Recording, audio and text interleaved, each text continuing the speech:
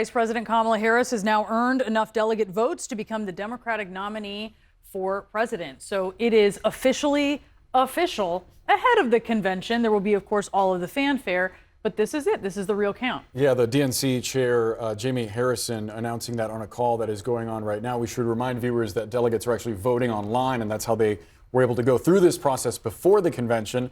Let's go straight to CNN's David Chalian. David, this is history in the making. I mean, she is breaking a number of barriers, but also part of an unprecedented race for the White House. No doubt about it. So it is the second female Democratic nominee ever in history. It is the first ever woman of color, Black woman, South Asian descent woman on the ticket here. Lots of firsts for Kamala Harris. She's very familiar with being first. She's been the first in almost every political job that she's had. And so being first is nothing new to her, but it is part of the what we are seeing with the Democratic Party. Part of what this 12-day just like whiplash speed of coalescing around her is this excitement about inside the party about what she represents, what she brings to the ticket. And part of that is also her age, guys. I mean, she, in the switch from Biden to Harris, you lost, 20 years or more on the ticket. And that was the biggest concern voters had and Democrats had about Joe Biden's candidacy. And that got erased in a moment. Add in all these other sort of firsts.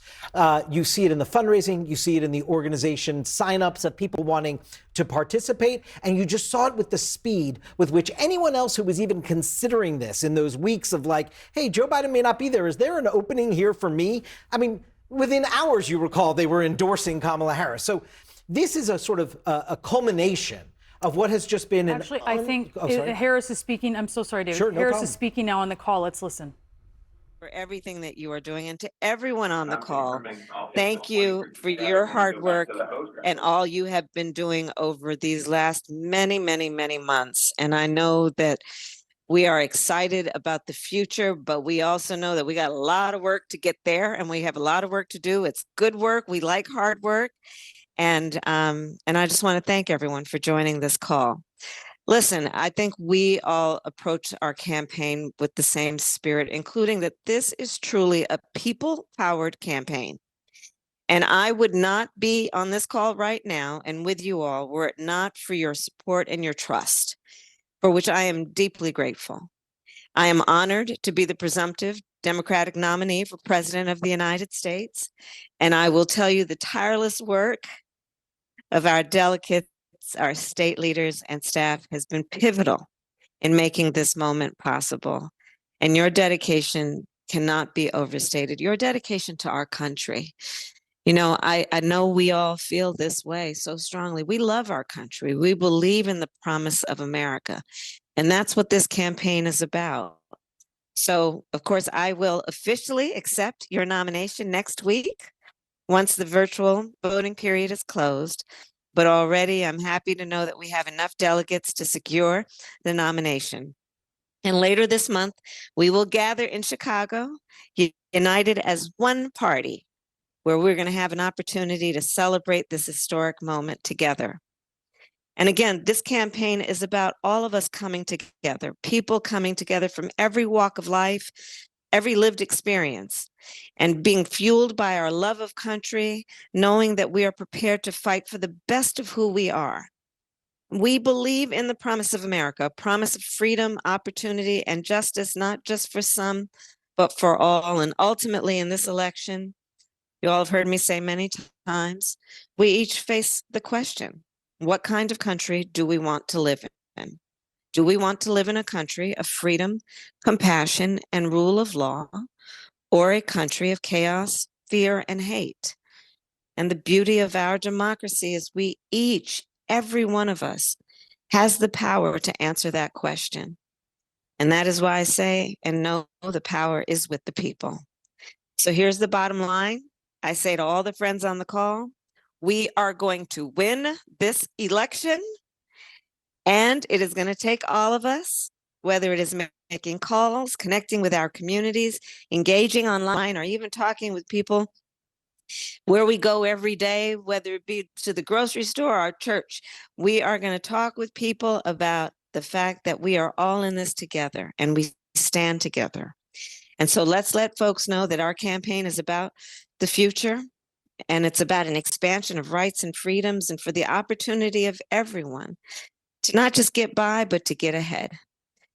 So November 5th is 95 days away.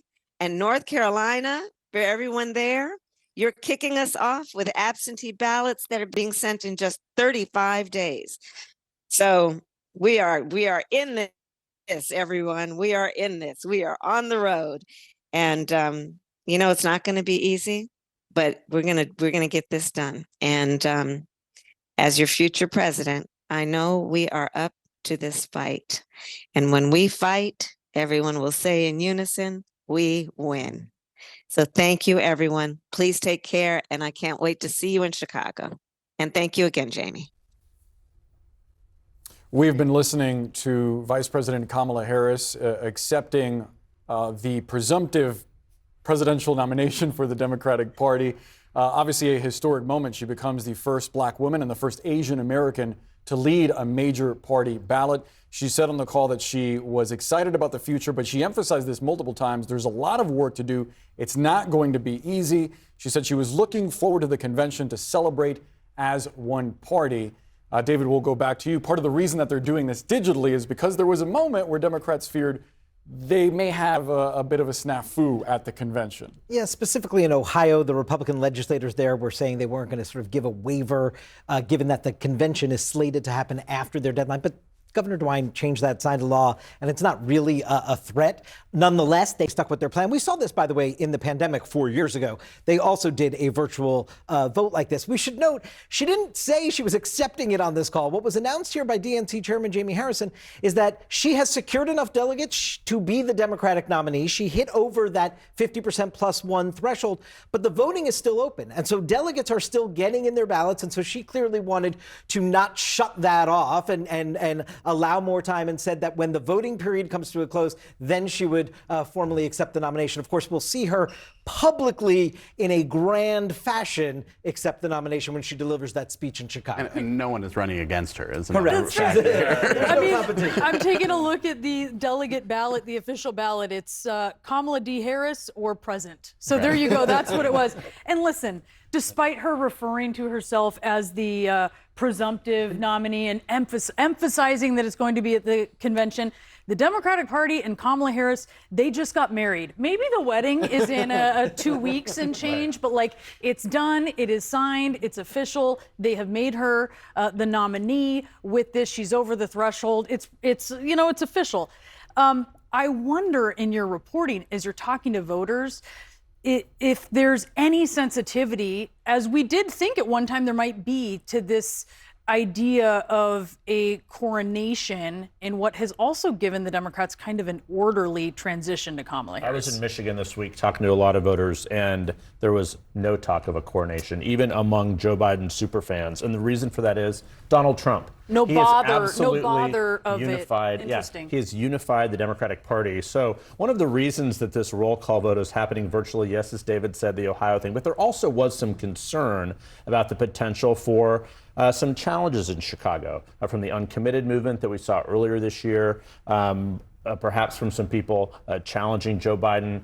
What is happening now is Democrats look more like Republicans in Milwaukee a couple weeks ago. They seem unified, which is not normally how this party has been, certainly in terms of policy and things. But I have not really picked up any whiff of talk of coronation. Privately, perhaps, by some people who, might have thrown their hat into the ring. But as Isaac said, there's no one else on the ballot. That happened in an instant that Sunday. And we are less than 2 weeks since 2 weeks ago today. We're heading into the weekend. Joe Biden was still running, and we weren't sure if he was getting out. Now look at this. Yeah, look, the other thing going on here, which is I think important to the Democratic psychology, is it was almost a month of Democrats feeling more and more depressed about their standing with Joe Biden. And really, I had to go back to a number of sources who all gave me the same quote about being despondent, the same word. I said, well, how else would you describe your feelings? It was like thesaurus of all the bad words to describe themselves. Harris bounced off of that, and she is still riding that good psychic energy that is there. And I think also people who were concerned about Joe Biden's health and age, but weren't fully admitting it even to themselves, are looking at Harris in the way that she has, at least so far, been a much more energetic presence on stage. One person said to me, I can't believe how much a relief it is to not worry about Joe Biden falling off the stage every time I'm looking at an event. And as a high-placed Democratic operative who said that to me. So all of that is playing out to Harris's benefit here. We will see. This has been not even 2 weeks of her as a candidate, as Jeff said. There are 95 days to go. The Harris campaign is trying to do here is not keep the sugar high going by injecting sugar into the system. So this was today. We will at the beginning of next week have the choice of a running mate. Then they're going to do this battleground state blitz over the week following, and then there'll be a couple of other things in the week between then and the convention, and then the convention. And that's the goal here, is to just keep this era of good feelings going for Kamala Harris.